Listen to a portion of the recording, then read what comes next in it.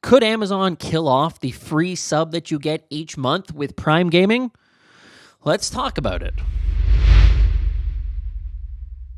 Hey everybody, and welcome back to another video. Today we are talking about Prime Gaming and whether or not there is a possibility that Prime Gaming goes away forever.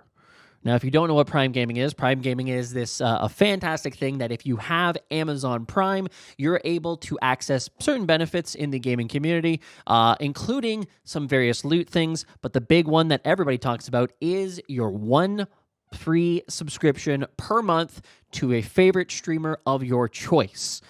Completely for free. You get all the perks that you would if you were to pay for a subscription. You get that once per month for free. Now, this is not a new product. It actually launched back in 2016. Amazon Prime levels up, introducing Twitch Prime, and then it was later rebranded in 2020 as Prime Gaming. And this is maybe the first time that I was kind of nervous about that change because the branding shifted away from Twitch and directly towards Amazon themselves with no direct mention of Twitch. And I thought, uh-oh, that's not a good sign. Now, recently, even as most recently as this TwitchCon that just passed, we heard Mike Minton, the VP of monetization at Twitch, talking about this exact same thing, and I wanted to play a clip here. Sub-rev split. You say the goal is to enable streamers to make more money. So why aren't we offering them a 70-30 split? 70-30 split, my bad.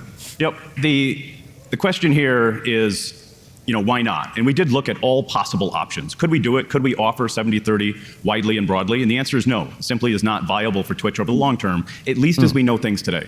Now, the immediate response that typically follows is, but wait a minute, you're part of Amazon. What are you talking about?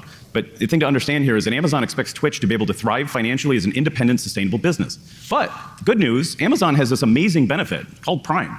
And as part of their Prime offering, they have Prime subs. And those Prime subs, when you take and add up all the earnings that streamers earn from Prime subs, you add that to the rev share on the paid subscriptions, it equals about 65%. We also saw that brought up here by the blog post talking about the reduction in subscription revenue for top streamers who are making more than $100,000 a year, saying effectively the exact same thing. Combined with other monetization products, Prime subs increase your effective revenue share by approximately 15%. To about 65% total. So a lot of the discussion has been about money lately with Twitch. Obviously, I've talked a lot about it myself in terms of the kind of the forcing of ads and trying to make ads a priority and more ads and ads and then more ads and then more ads and ads and ads. It just seems like they're just constantly adding ads. So why all of a sudden are they mentioning Prime subs again? Why would they do this?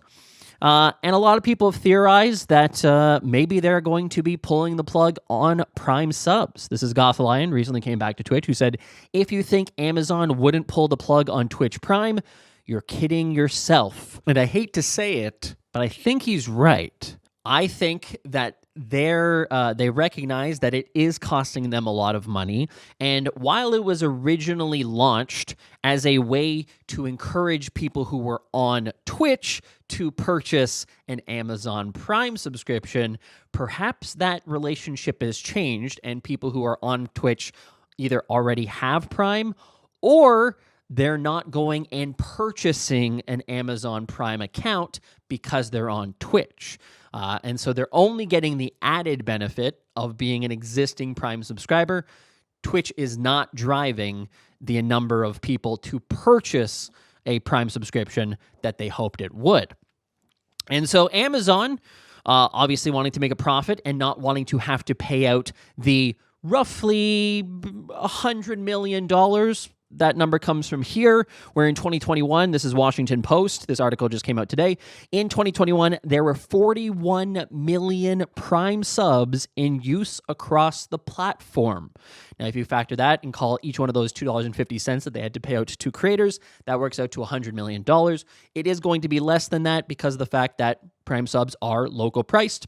So, my theory here is that Twitch executives, perhaps Dan Clancy, Mike Minton, Emmett Shear, I don't know who, probably have been speaking with Andy Jassy, CEO of Twitch, or Blackburn, who is essentially Emmett Shear's boss at Amazon in their media property side. and they're saying to Twitch, we want to cut this off. And Twitch, putting their neck out there for streamers, are saying, please don't do that. Please do not take that away. We do not want you to do that. And so, while we have a tendency to believe that Twitch executives are completely out of touch and do not have the best interest of creators at heart, perhaps this is a case where they actually do. They recognize the value of getting that money, of having that trickle of money as a small creator, as a medium creator, as a large creator.